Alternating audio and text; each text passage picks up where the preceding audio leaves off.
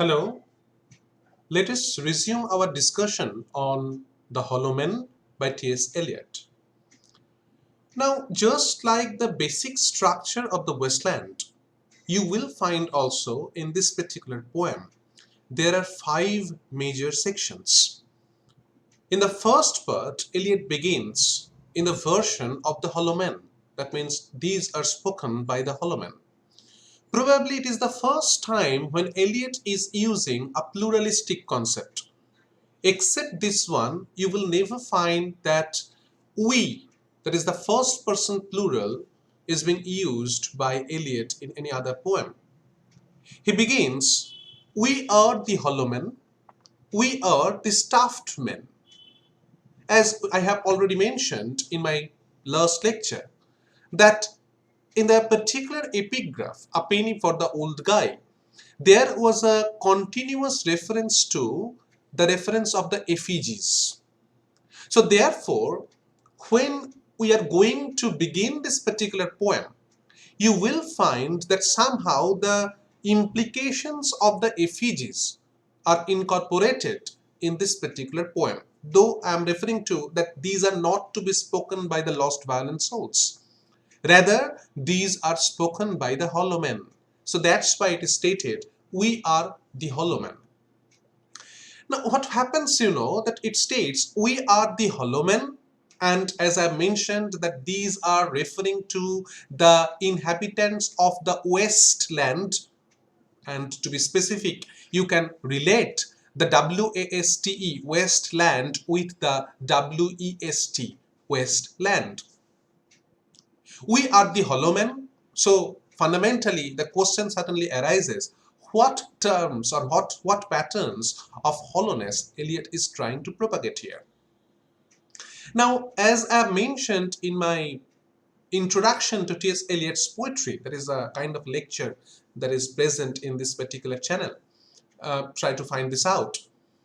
There I have mentioned that throughout Eliot's academic career, you will find that Eliot's poems are a kind of a continuous formation of journey. Okay, whether it is beginning with Prufrock and other observations, or maybe the first poems, the poems of 1920s, and up to the 4 quartets. There you will find it's a kind of a continuous form of journey that Eliot commits. And throughout the journey, you will find that some kind of, spiritual awareness is always present within Eliot's writing. Eliot thought that people of the West, they are suffering from a kind of spiritual aridity or a kind of spiritual vacuum. It is the kind of paralyzed force that was present within us. And somehow, the journey, the commitment of the journey, that the particular kind of reference to the Holy Grail myth is always being incorporated in Eliot's writing, whether it is the wasteland, whether it is, this particular one, that is the hollow man. You will find that the journey, or maybe, the aerial poems, A Song for Simeon, Journey of the Magi, okay, Animula, Marina, everywhere you will find there is the cleansing of the soul, or maybe salvation. These are considered to be most important in Eliot's writing. So that's why whenever we read this particular term, hollow, you will find that somehow Eliot is incorporating the typical form of hollowness that is present within us. And that hollowness is actually indicating towards a kind of spiritual hollowness. It is a kind of spiritual vacuum that Eliot is focusing at. Eliot writes, we are the hollow men. We are the stuffed men, you see. And this particular form of stuffing is oriented in terms of, the scarecrow image. The image of the effigies that is stuffed. Okay, that means you do not have any particular kind of substance within. From the inner part of your body, the inner part of your heart, you are completely nothing but something hollow. It's a hollow sham that he is trying to refer. Though Manjujin writes that Eliot had in mind the marionette in Petrushka. It's a ballet with music by Russian composer Igor Stravinsky. The story of the ballet is based on the traditional Slavic legend of the puppet Petrushka, the eternal clown who acts and dances in satirical comedies. It depicts the agonies of the puppet within the mechanical bustle of the fair. The music has a mechanical, rhythmic drive. Petrushka was first performed by Sergei Diaghilev, Russian ballet, in Paris in 1911. Eliot admired the Russian ballet for its stylization and its simplification of current life into something rich and strange. Here in this particular section, you will find that the broken rhythms and half rhymes are there from line number 1 to line number 12. It similarly enacts a stylized and mechanical movement in order to evoke a feeling of futility. That is very much important, the futile aspects and so. So as I mentioned that the section begins with a reference to a scarecrow, the image of an effigy. And then it says, we are the hollow men. We are the stuffed men. We are leaning together, headpiece filled with straw. So you can find that the image is actually incorporating with a dehumanizing aspect. You cannot find that ultimately all the positive traits or positive possibilities of human being are present within them. So who are the speaker then? They are leaning together. The image of a scarecrow. It behaves as the wind behaves. And it says we are leaning together, and the headpiece, that is the head, or maybe anything else, the body, it is filled with straw. Okay? In Bengal it is called Antoshashunno. Ultimately, nothing is left. The essences have been sucked up, as I mentioned in my previous discussion on preludes. The similar kind of incorporation is also there.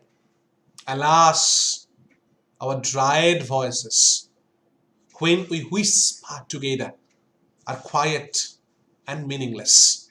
So again, you will find that, as I mentioned, that the essences have been sucked up. It is a kind of a skeleton that have been left. The vitality, positivity, enthusiasm, everything has been sucked up. In John Osborne's Look Back in Anger, there was a particular phrase, no conviction, no belief, no enthusiasm. Ultimately, if you think in terms of the typical form of modernity, the modernist culture, I'm not stating in terms of the positive traits. I'm thinking in terms of the critique that have been made by the poets, the essayists, the dramatists, the novelists regarding the self-centered mindset. The people are not thinking about the society. The people are not thinking about the person who is dying just beside you. Everywhere, each and every moment, you are measuring your life. Okay? And then you will find that the vitality has been completely being lost. There is no conviction. There is no belief. There is no enthusiasm. Everything has been lost. The voices, they do not have the power. The voices do not have the power to influence. There is nothing positive in your words.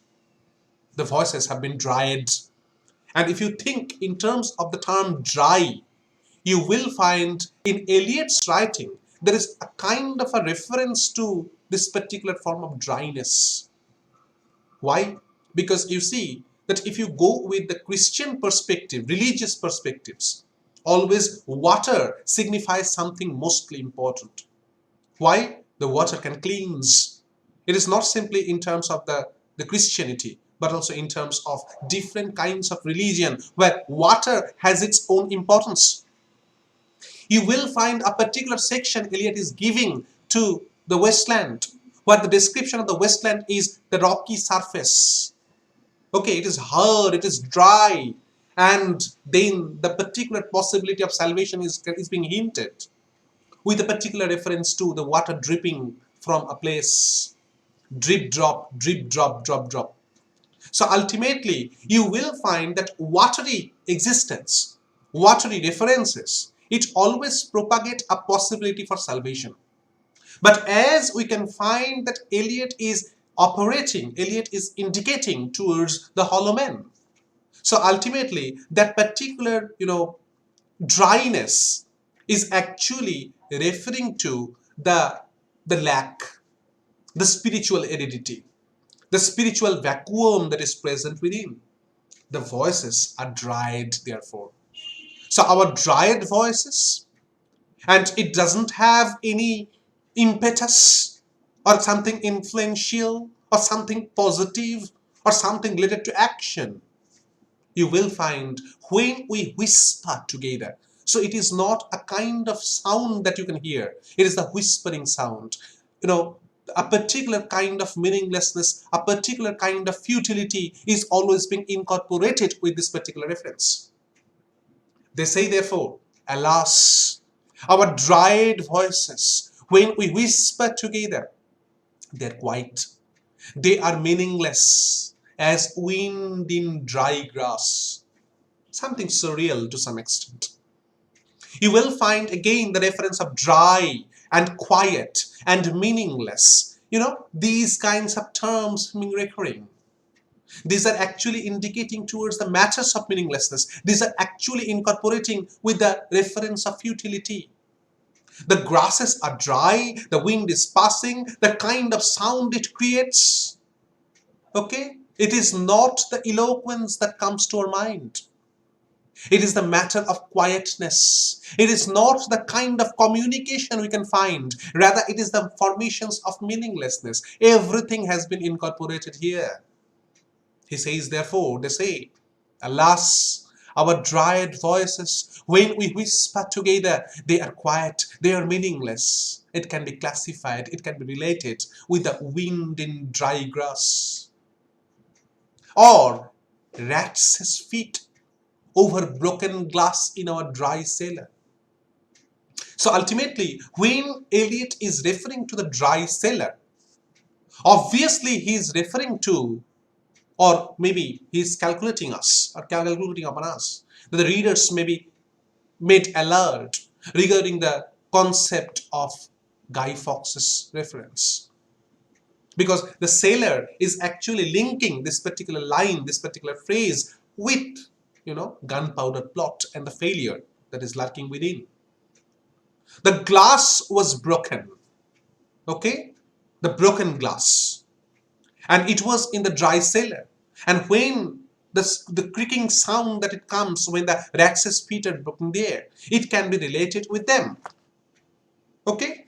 So therefore, it says that our dried voices, you can find the kind of continuous formation of links, continuous formations of, comparisons on the basis of sound is being created. So therefore it says, we are the hollow men, we are the stuffed men, we are leaning together, head is filled with straw. Alas, our dried voices, when we whisper together, are quiet and meaningless, as wind in dry grass, or rats' feet over the broken glass in our dry cellar. And then the futility is being incorporated with the typographical gap. What it shapes? Shape without form, shade without color, paralyzed force, gesture without motion. So ultimately, you will find that in these lines, shape without form, shade without color, paralyzed force, gesture without motion, everywhere you can find that the completion is being completely being negated.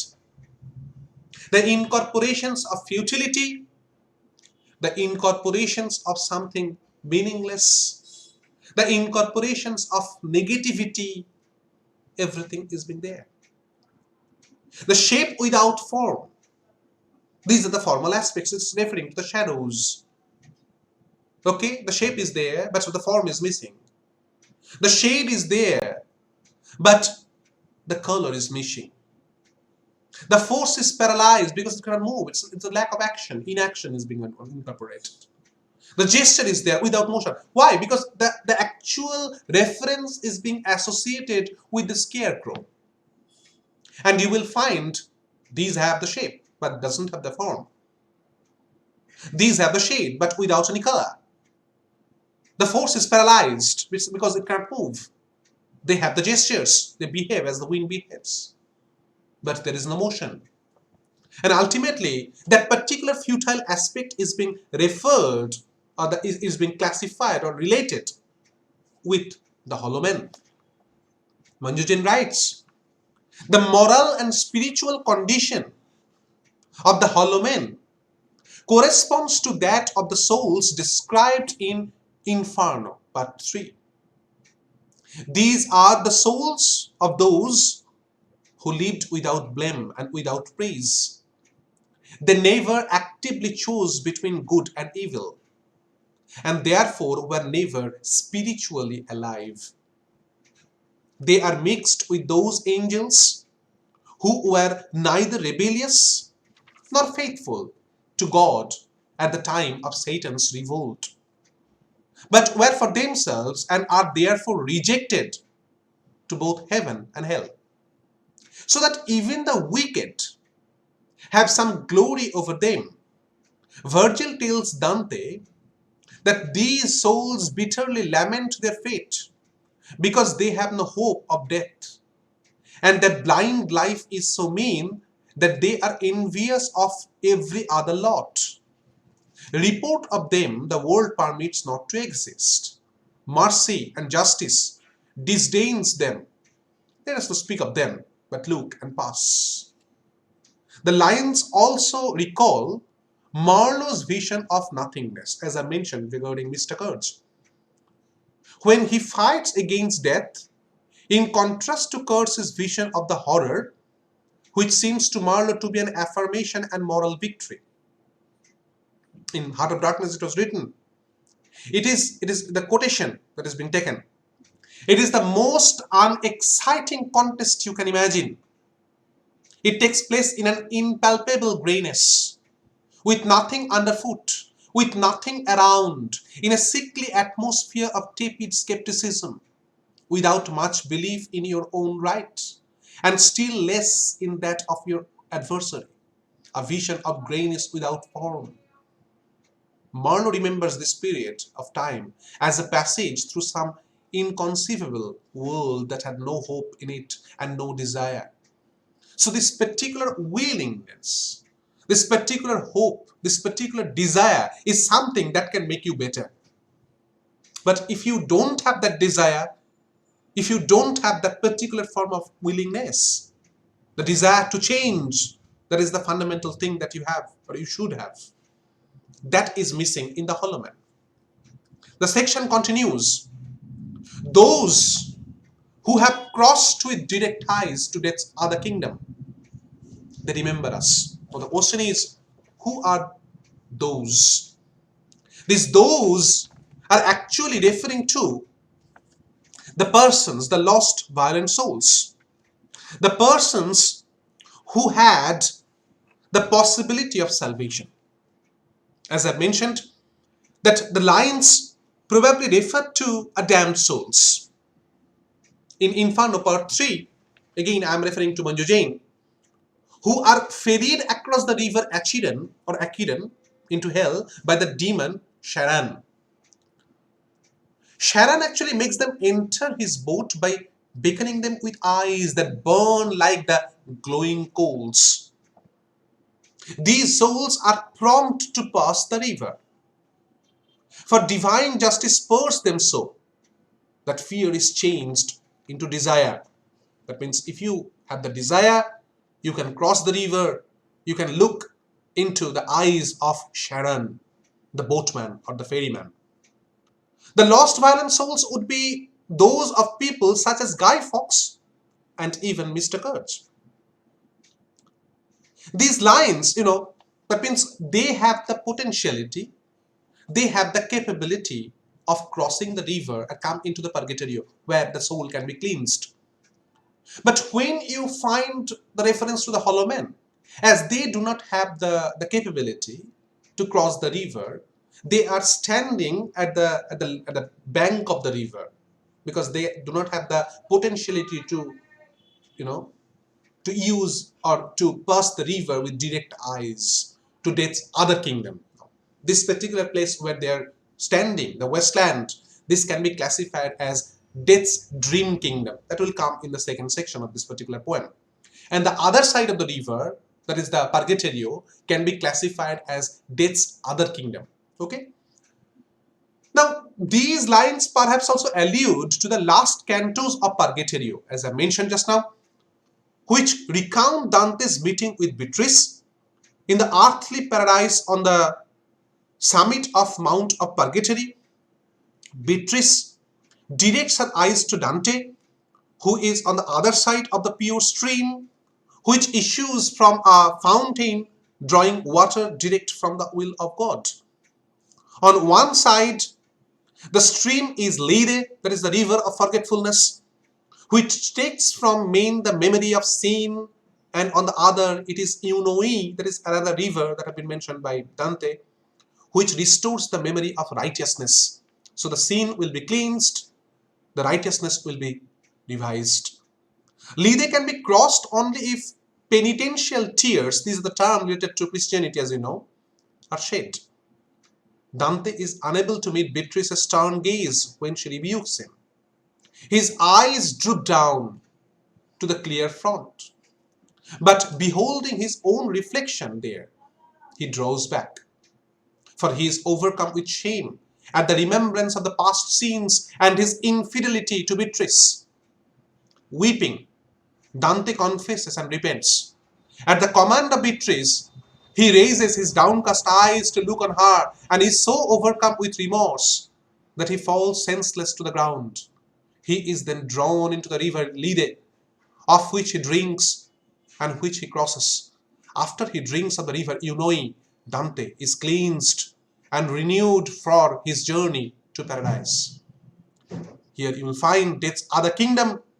It implies a higher moral and spiritual state than that of Death's dream kingdom or a death in life existence inhabited by the hollow man. The direct eyes that have been referred here, it signify a kind of self-scrutiny required to attain this higher sense. So therefore, if you think in terms of Dantean perspectives, if you think in terms of the lost valiant souls, they have the potentiality to forget their sins by being drowned in Lede, and then through river Eunoi, they can achieve righteousness and enter into the Death's other kingdom. So those who have crossed with direct eyes that Eliot is pointing here, these are actually referring to the lost valiant souls. So those who have crossed with direct eyes to Death's other kingdom, they could remember us, okay? Because we are not like them, if at all. Not as lost valiant souls. Because we are not part of the lost valiant souls. Because if we had been like the lost valiant souls, we had the potentiality to cross the river. But now it is not possible because we are the hollow men. We are not as lost valiant souls, but we are the hollow men. We are the stuffed men. So we should live here in this wasteland, in Death's quote-unquote dream kingdom that will appear in the second section of this particular poem. Okay, so in the first section, you will find the references of the cleansing and a continuous reference with the Dante's texts, okay, and the incorporation of the cleansing of the soul is always being made. So that's why we need to constantly refer to this particular text with the epigraphs, with the lost valiant souls and the references, with Dante's texts and others. Continuously, you have to read the text with them. So what actually happens? We will discuss them in our next lectures. The 4 parts actually remaining. Okay, stay attached. Thank you.